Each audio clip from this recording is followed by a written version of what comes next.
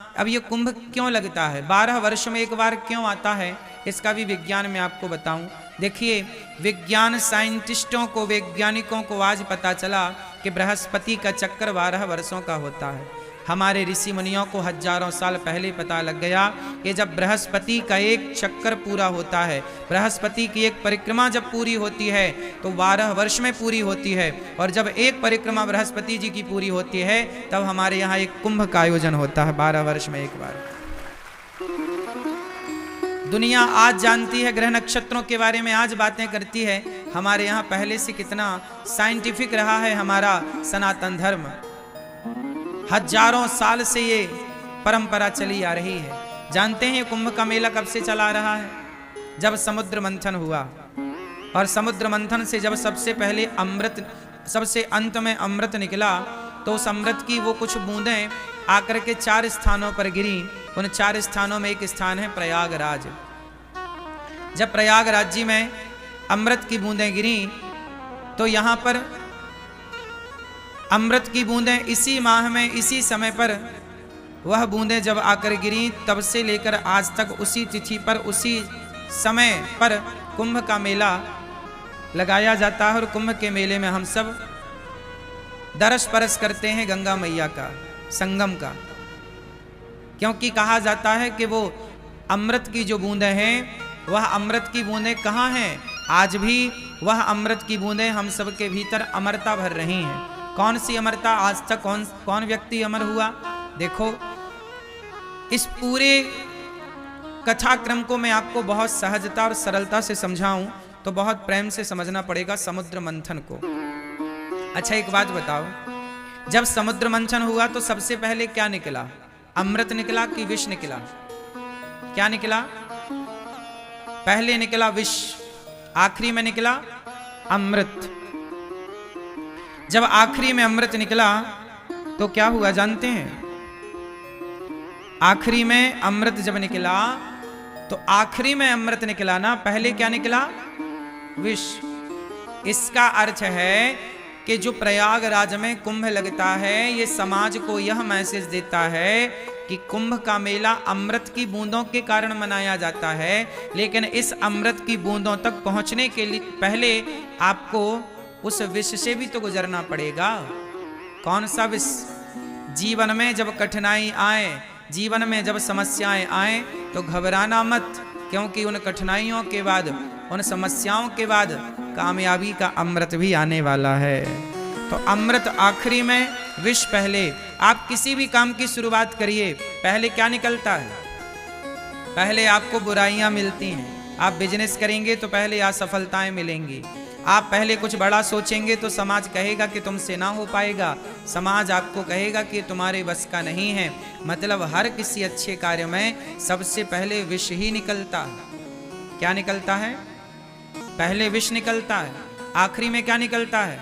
इसलिए समाज में जितने हमारे नौजवान बच्चे हैं, कुंभ के मेले में बच्चों को भी, जो बच्चे मतलब छोटे छोटे बच्चों की मैं बात नहीं कर रहा, जो युवा है, 20 साल के बच्चे हैं, 25 साल के छोरा छोरी हैं, इन युवाओं को भी इस कुंभ के महात्मा को समझाना चाहिए कि बेटा, आजकल सबसे ज्यादा हताश कौन है जानते हैं? युवा, जवान। जो आज के जवान बच्चे हैं ना, यदि ये जरा सा फेल हो जाएं, जरा नंबर कम आ जाएं, जरा से इनकी कोई तरक्की में, कोई आगे कामयाबी में जरा सी बाधा आ जाए तो आजकल के बच्चे रोने लग जाते हैं। एग्जाम देने के बाद जब नंबर सही नहीं आते तो आपने देखा होगा कुछ बच्चे आत्महत्या कर लेते हैं। कर लेते कि नहीं? 10वीं का परिणाम अच्छा नहीं आया, 12वीं का रिजल्ट अच्छा नहीं आया, कुछ बच्चे आत्महत्या कर लेते हैं। हाँ या ना? क्यों कर लेते हैं?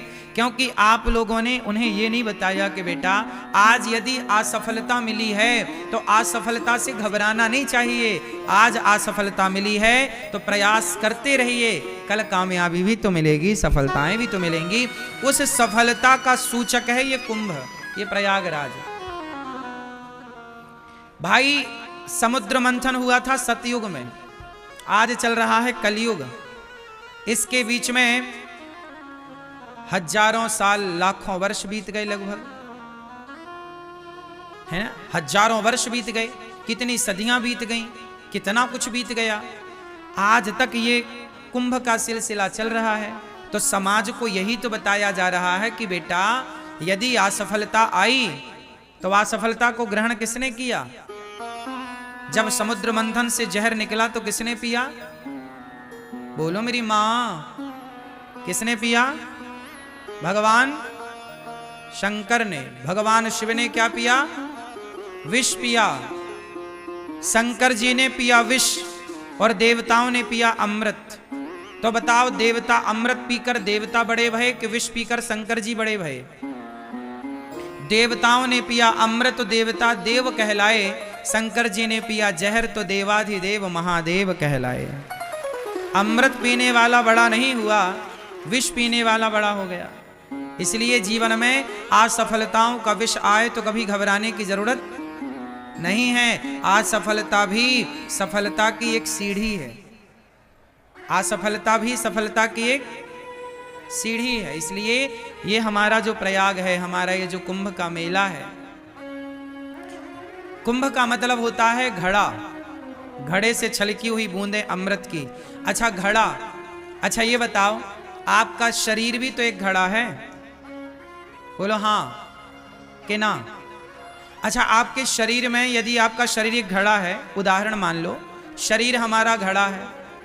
अच्छा, आपका जो मस्तक है, सिर है, ये भी तो घड़े के आकार का है, नहीं है? अच्छा ये बताओ कि आपके शरीर में कितने छिद्र हैं, कितने छेद हैं? बोलो। नवद्वारे पुरे देही।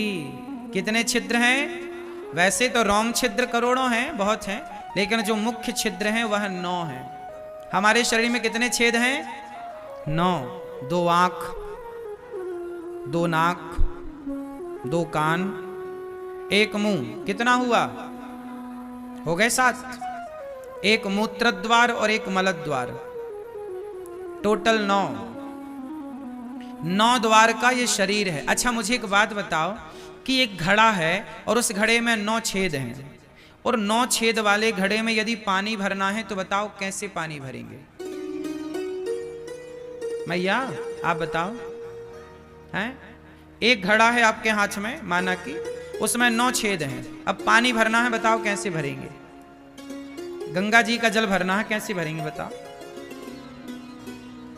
कैसे मेरी मां? भैया आप बताओ कैसे भरेंगे? हैं? ज्ञान से नहीं भरना, गंगा जी का जल भरना है। कौन सा ज्ञान बताओ हमें? हैं? ज्ञान से। मैया कैसे भरा जाएगा बताओ? हैं? एक तरफ से पानी भरो तो दूसरी तरफ से निकल जाए। घड़े में छेद 9 है ना, एक तरफ से भरो तो दूसरी तरफ से निकले, दूसरे से भरो तीसरे से निकले। एक ही समाधान है, उस घड़े को ले जाओ और पानी में गंगा जी में डुबा दो। जब गंगा जी में वो घड़ा डूब जाएगा तो भर जाएगा कि नहीं? और डूबे बिना क्या भरेगा? बोलो, क्या डूबे बिना भर सकता है? उसी तरह हमारा शरीर है एक घड़ा, और इस घड़े में भरना है सत्संग का जल, ज्ञान का जल। अब हम लोग कथाएं सुनते हैं और सुन करके घर जाते जाते छेद बहुत है ना, तो बह जाती है कथा। इस कान से सुनी तो उस कान से कथा निकल गई, इस कान से सुना ज्ञान, उस कान से ज्ञान निकल गया, सारा ज्ञान बह जाता है। तो क्या करें कि ज्ञान भरा रहे? बोले हम अपने आप को सत्संग के जल में अपने आप को डुबा दें, भक्तिमय बना दें, अपने आप को डुबा दीजिए सत्संग के जल में अपने आप को। जब आप डूब जाएंगे तो आप भर जाएंगे भक्ति से, ज्ञान से, वैराग्य से।